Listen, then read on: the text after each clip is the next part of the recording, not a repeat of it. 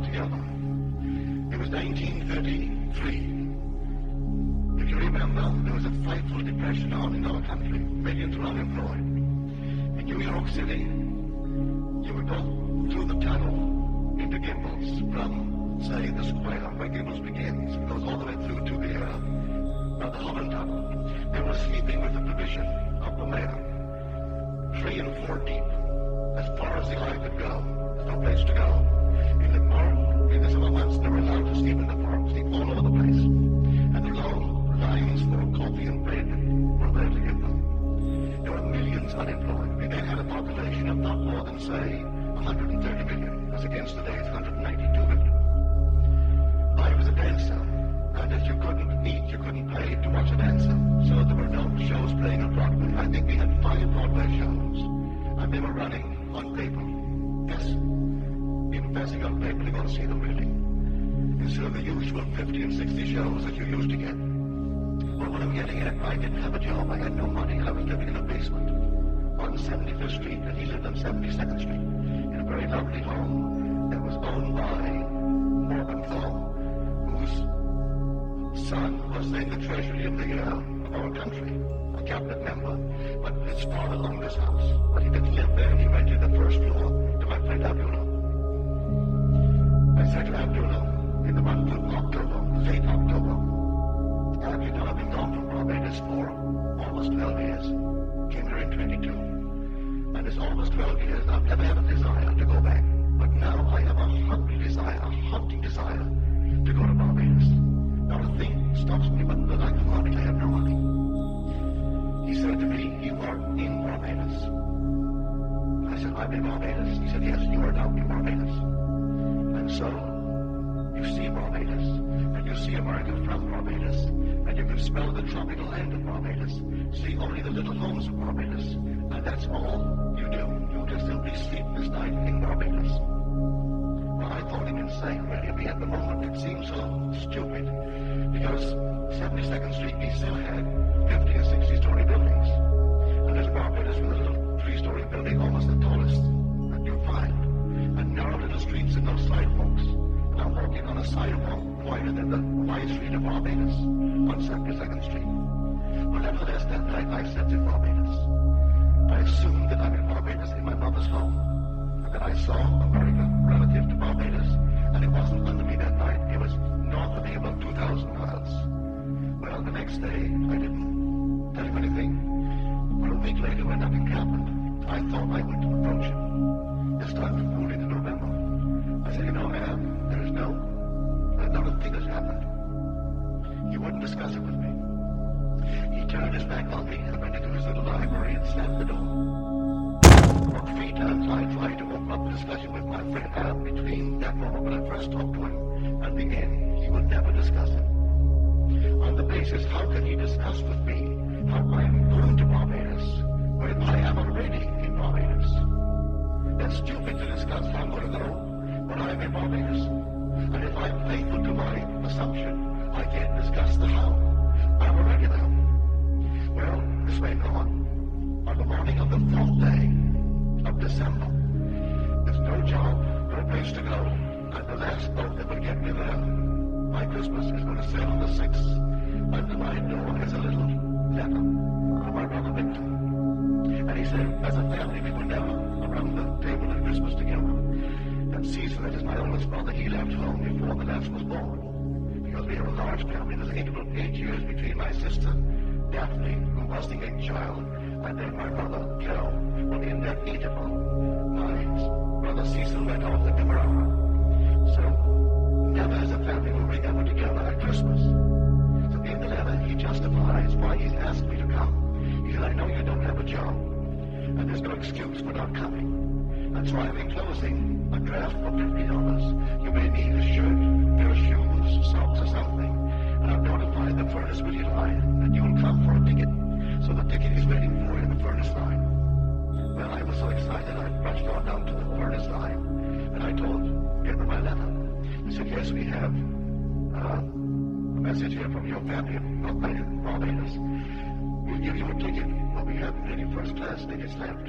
You can go third class and use the facilities of the first. but you have to sleep third class until you hit the island of St. Thomas. When you hit St. Thomas, someone disembarks, then you may take a first class bunk.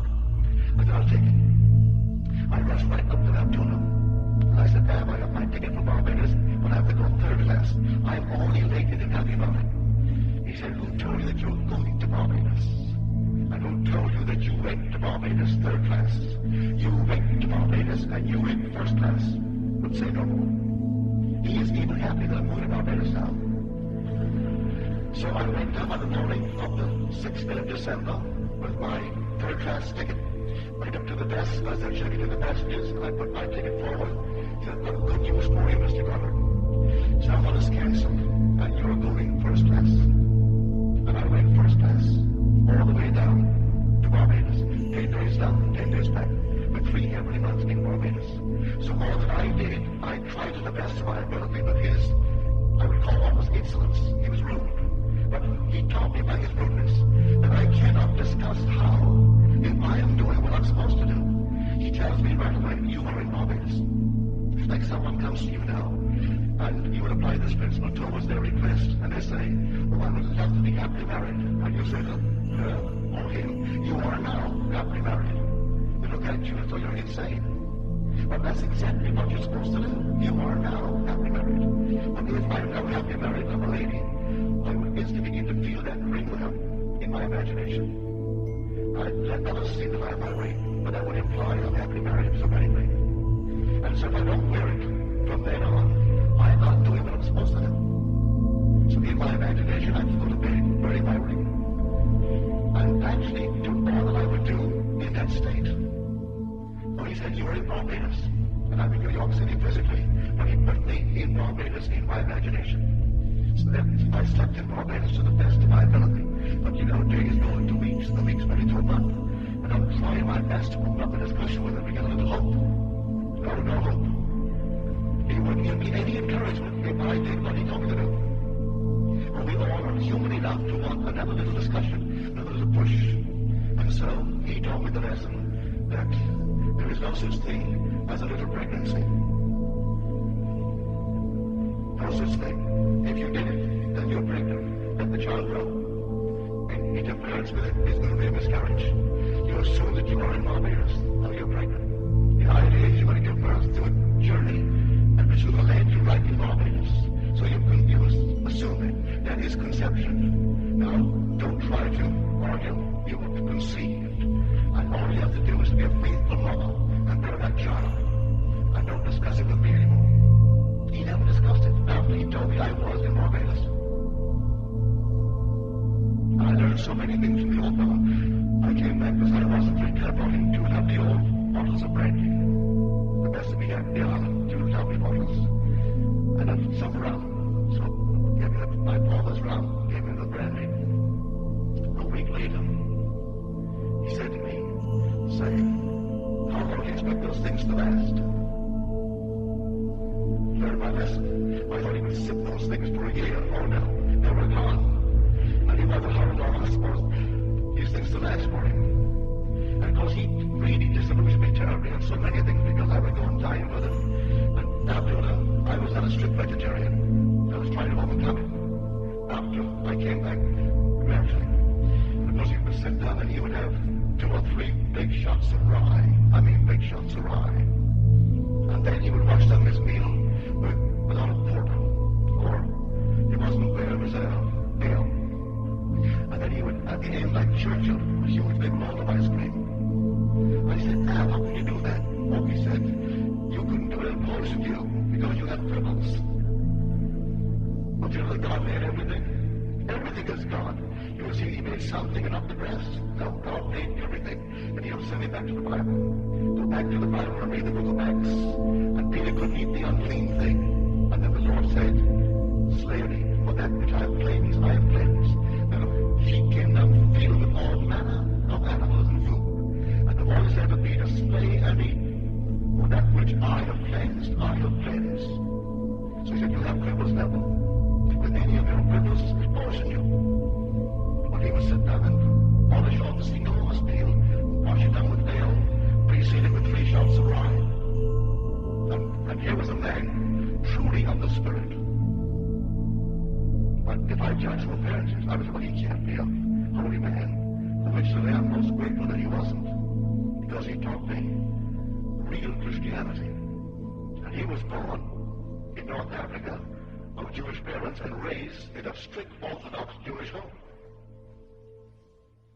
But he knew more Christianity than anyone I've ever met, because he spoke the Hebrew tongue perfectly. He spoke other tongues, and rabbis would come to study with him. And he and I would discuss day in and day out for over 5 years, teaching me all that he could teach me that I could absorb concerning the Kabbalah, the great mystery of how this thing is put together in these simple little letters of Hebrew. I know that in there, before the Civil Rights Bill, in New York City, no Negro could go to the box office and buy a seat in the orchestra, to get a seat in the balcony. You think Abdullah never had Negro buy the seats?